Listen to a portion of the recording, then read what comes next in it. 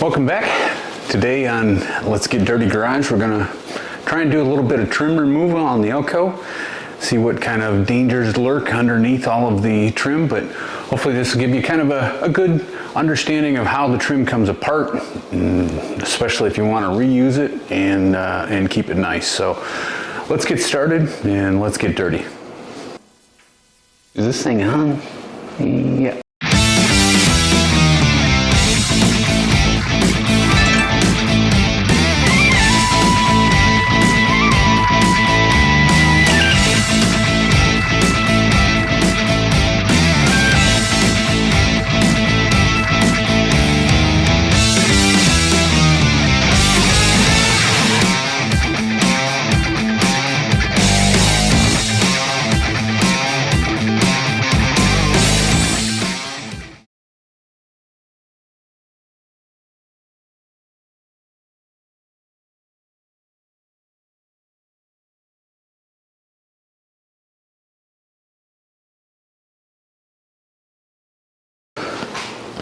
So, as you can see, we have removed the front windshield trim already, just to see what was underneath there, kind of understand how everything comes apart. So today we're going to start on the rear window trim. Comes out the same way, uses the same types of clips, so we'll give you some tips on at least what we found to be the easiest way to get it apart.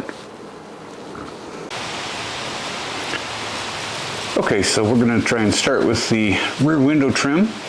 And do yourself a favor, get yourself one of these 321-in-1 handy trim removal tools. They might be $6 or something at the auto parts store, but without it, they are kind of a pain. So, but pretty straightforward. I mean, there's clips that go along and underneath this. You slide that tool up in there and kind of slide it along until you can find a clip.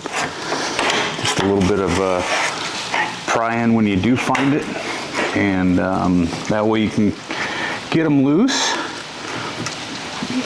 Just gotta find the right spots, but they do pop out fairly straightforward and easy once you get them. Once you can find all that. I think most of these are rusted out, but we'll see what we can do.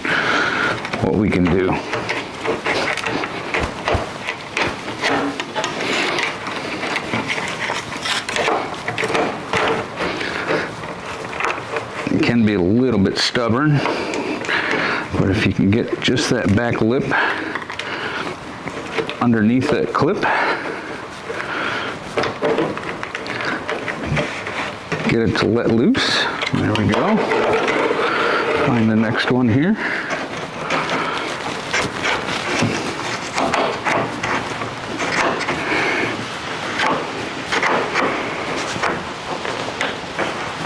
Here's the one.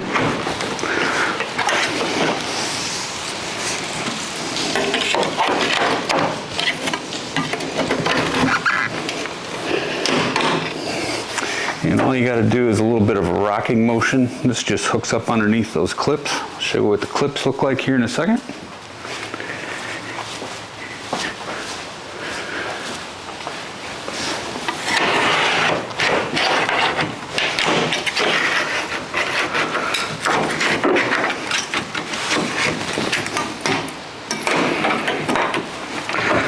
Sometimes you got to attack them from a couple different angles, but once you get in behind them, they just pop right off there.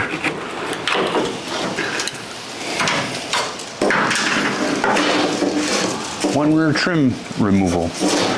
Knock this clip out of here and show you what they look like so that you understand that.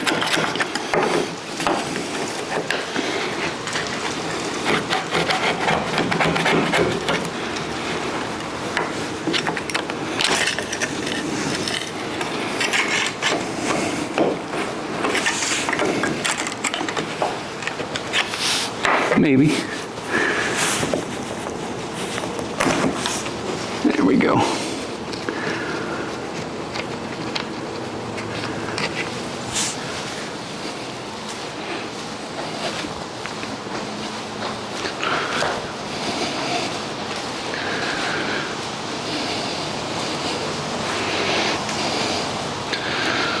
Now these little devils, they have this little hole right there that basically goes over the stud that is welded in to the window channel. And essentially what you're doing when you're putting that tool in there is you are getting in behind this edge of that and just prying it away, because the trim actually clips over this. So once you have all of those out, clips are replaceable, pretty easy to find, but if you don't have the right tool, you can dig at it for a really long time and it's kind of a pain. So good luck with that one. Okay, next I'm going to play a little bit with the drip rail trim. A couple of tools that you are going to need for this. A stick. Notice this one's shaped quite nicely in order to get into radius and specially made. No, I'm just kidding. It's just a chunk of old stair railing that I chopped out of the scrap pile over there, but any stick will do. You don't have to do anything special with that. And you kind of need a BFH. That's right. You need a baby-faced hammer, so that way you don't do too much damage to the trim itself. So let's get in there and see what we can come up with. Okay, for the drip rails, you really want to get to the inside edge. Essentially, they clip right around the outside side of that drip rail pretty tightly. And if you take your trusty stick, get right to the back edge so that you can kind of tap on it and get it loosened up.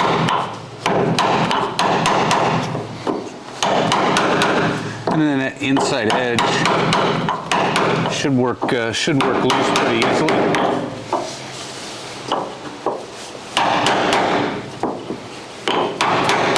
Just take your time, work around it. The corners up here can be a touch tricky just to get in there at the right angle, but they should be able to pop off from the back side. Then you've got the trim off. Just keep working your way around. Don't get too aggressive with it. Just a little bit at a time.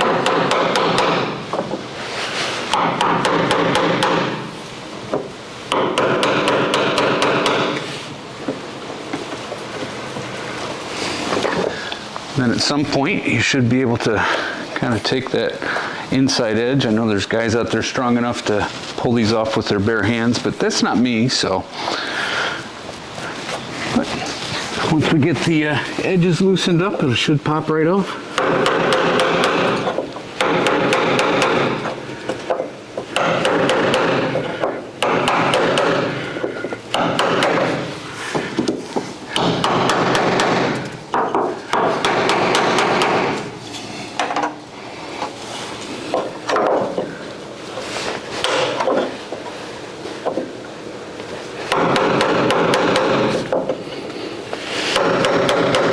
This one's been on there a while.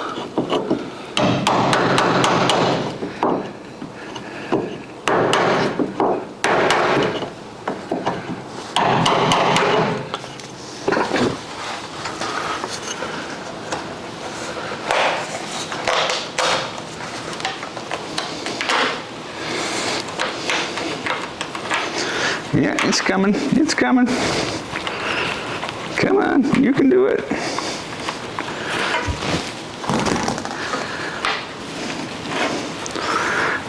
Oh, so close.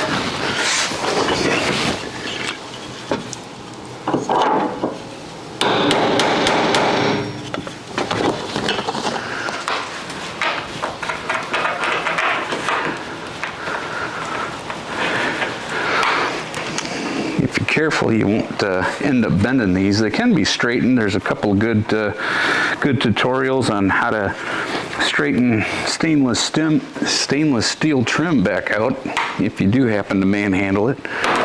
But eventually, just again, take your time. It will come off, and that way you've got something to polish up. Maybe some, especially if you're going to reuse it.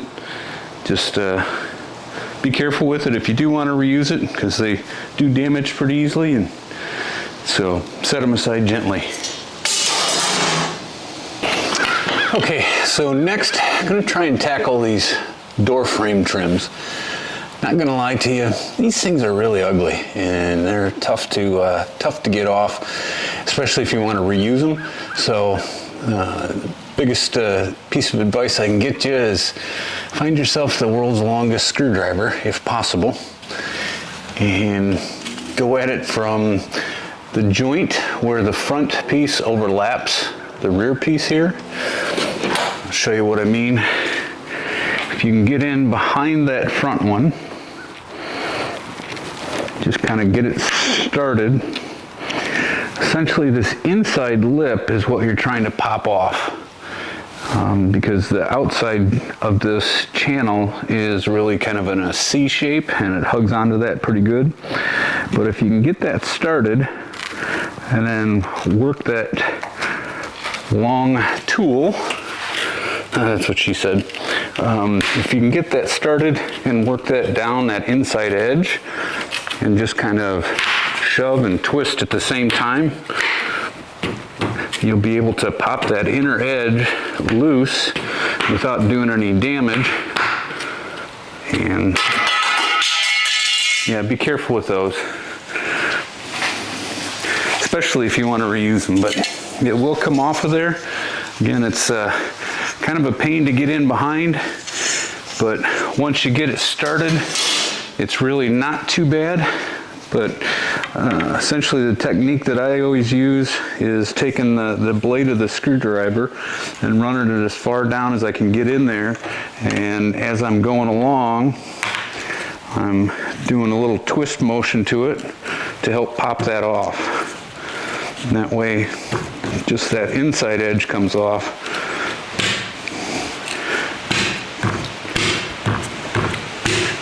And you're not damaging anything else.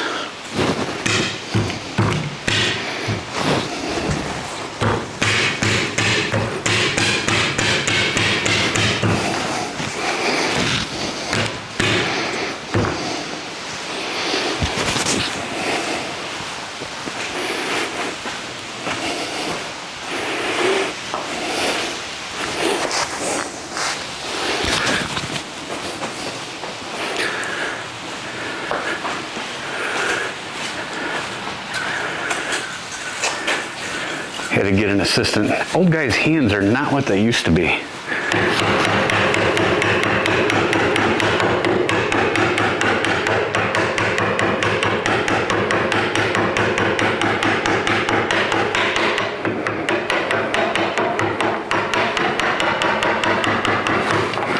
Once you get down to the curve in it, you can kind of work your way around. The top should be loose, so you can get, again, that screwdriver kind of back in behind it, and then start down the back side of that the same way as you did the top side. So just a little bit at a time. Kind of take your time with it, but again, they are stubborn and kind of fragile.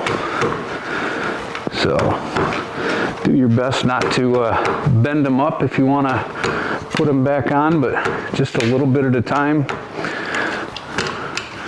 and you should be able to get those edges to come loose, at least that front edge.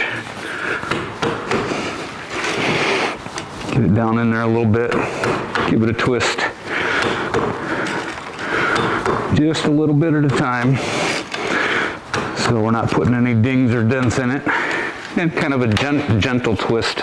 Really doesn't take too much to get that front lip to unseat. It's just hard to get behind it. So once you get to the bottom, again, it will come off. These will be a little bit twisty when they do come off, but they straighten right back out. So again, pretty much off with no damage, and they will dent fairly easily, so be careful and store them properly.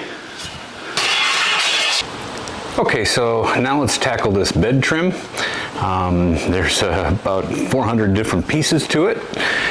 First, I really want to start with this back, at least the most forward piece of trim. It is just held on by these plastic clips, so anything you get behind it, it should pop off pretty easy. So that one's easy to come off. That one really has to come off first because there are hidden screws on these corner pieces. You can see one of them, but there's one here and then one back under here where this side trim is installed. These side trims, in order to get those off, easiest way that I found anyway is to take some sort of a stiff blade, whether it's a putty knife or in this case using a paint scraper, kind of go on this inside edge, get up underneath there and pry it towards the center so that you can get the clips to release. These clips kind of look like this, where they clip on both sides. The inside edge, it catches just over these little barbs. It's a little bit easier to get off than this outside edge for some reason, but once you get it kind of started, you can kind of get that pry-in motion up underneath there. If you need to use a screwdriver or something like that, you can tape it off, tape off the paint if you need to or whatever, in order to get those off in one piece. So we have pulled these off, and just to give you kind of a information on what we did find with all of these. All of those side clips that I was just talking about, almost all of them just screw on. There's little screw holes here. They drop over here and go onto that weld flange.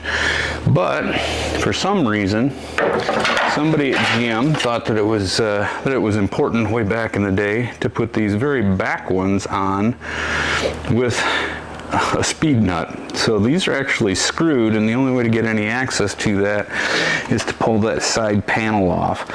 You can do a little bit of contortion inside there in order to try and get some creative ratchet extensions up on there. It's a 3/8 inch speed nut, so that one's a little bit of a booger to get off, but not too bad.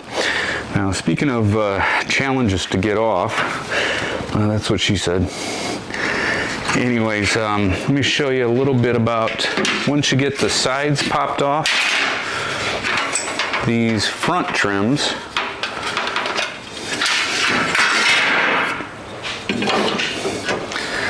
As I said, there's a hidden screw behind the forward molding, and then there's a hidden screw right behind the overlay molding there.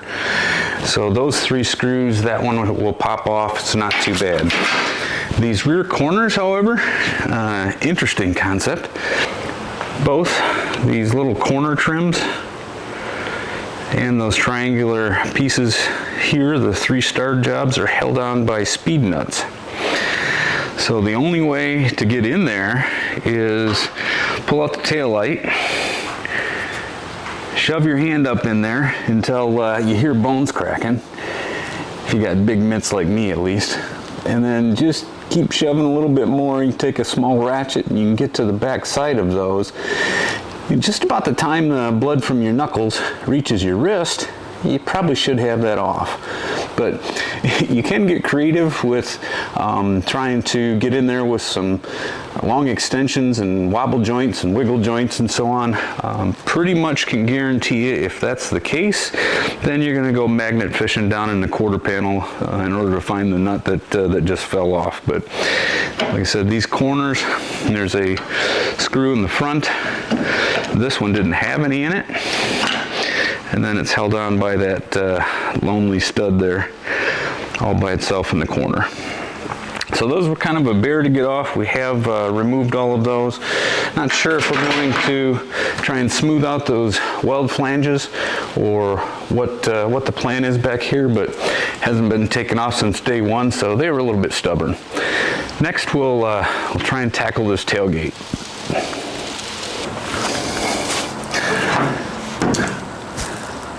All right, next is a tailgate.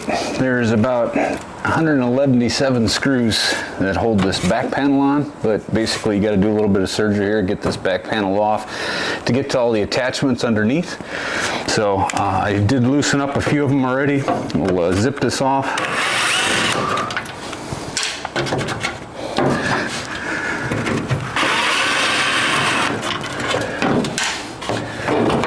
By the way, and don't say I didn't warn you,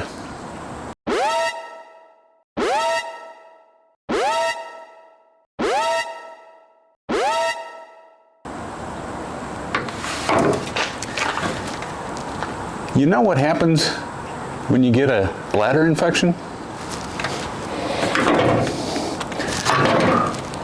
You're in trouble.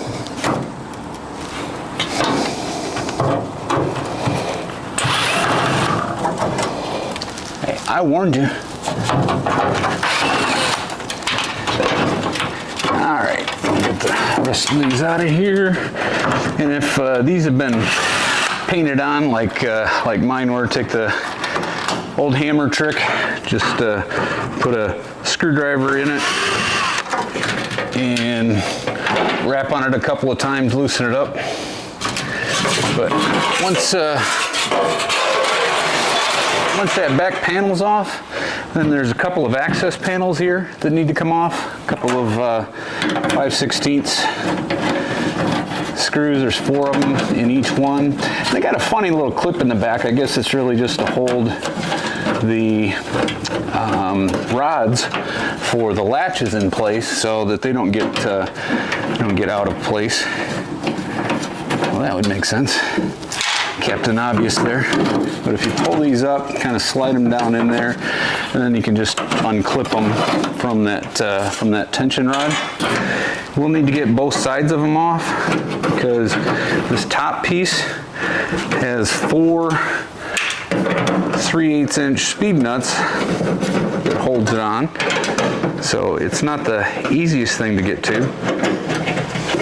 Kind of just got to keep, kind of like the taillights, got to keep shoving your arm up in there until you feel around a little bit. Get the parts all disassembled. Okay. So the 4 are kind of evenly spaced out. You should back out of there fairly easily.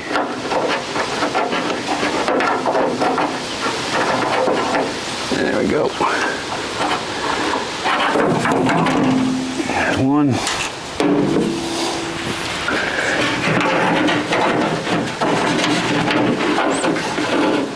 It's broke off already.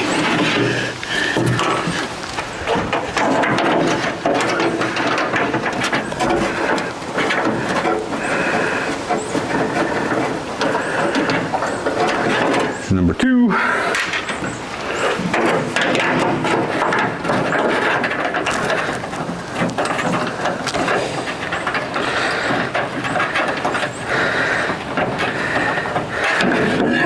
And number 3, like I said, 4th one should actually be in there, but it's broke off.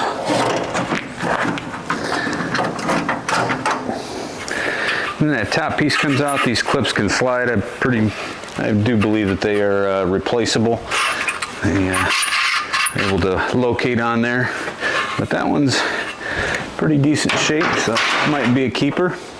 Next, there's a few emblems on the front side that you, while you're in here, you might as well get off. There's this bow tie emblem. That's a 3/8 speed nut, like the other ones. Nothing speedy about speed nuts for some reason. I don't know why they call them that. Maybe they're speedy to get on, but I never get speedy off. That sounded bad. Sorry. 1.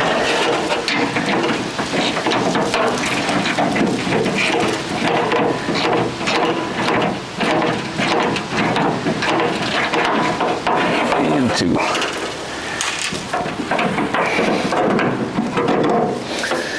Get your bow ties off. And then I think last piece of the puzzle that we can get to from here is the Chevrolet emblem. And just 3/8 speed nuts. I don't know how many of them are on there. Find out in a minute. It's a mystery.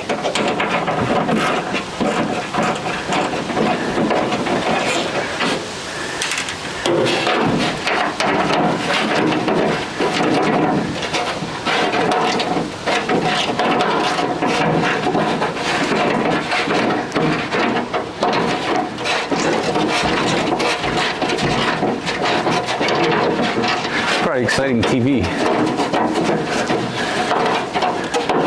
Oh, come on, you little devil. There we go. Oh, so close.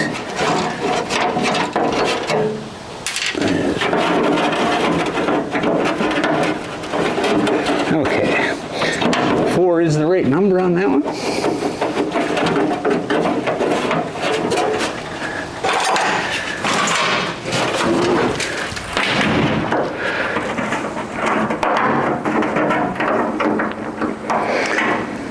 That one's lived a long life already, so it's a Chevrolet and a let.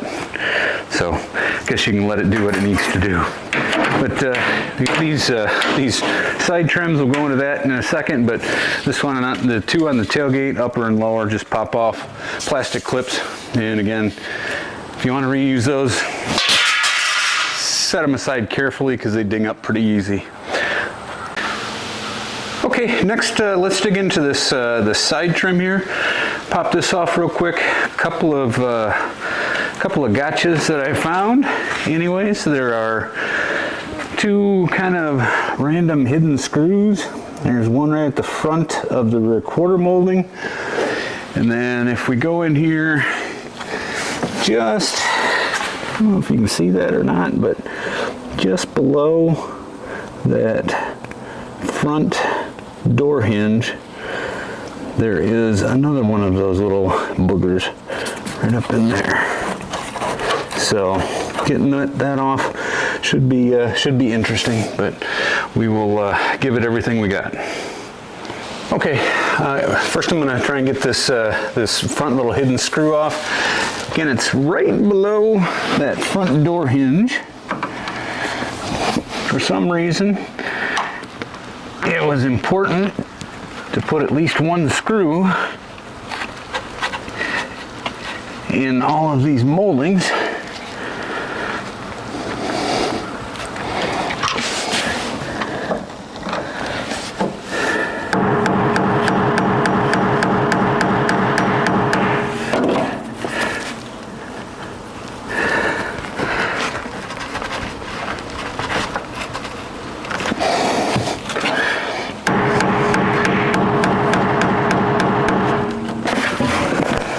Does not want to come out of there.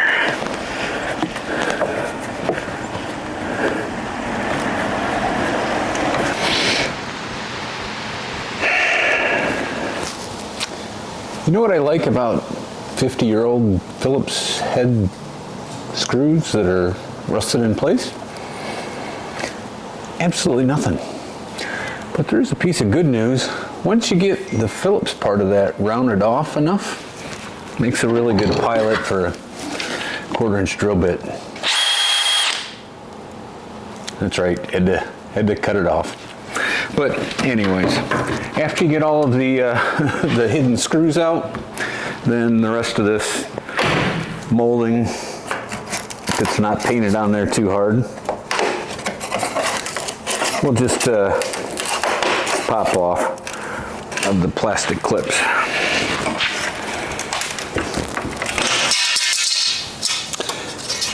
Again, be careful with those.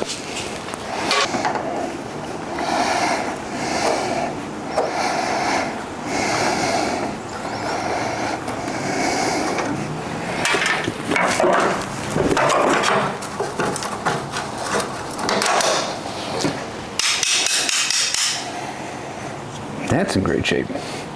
So anyways, the rear just pops off.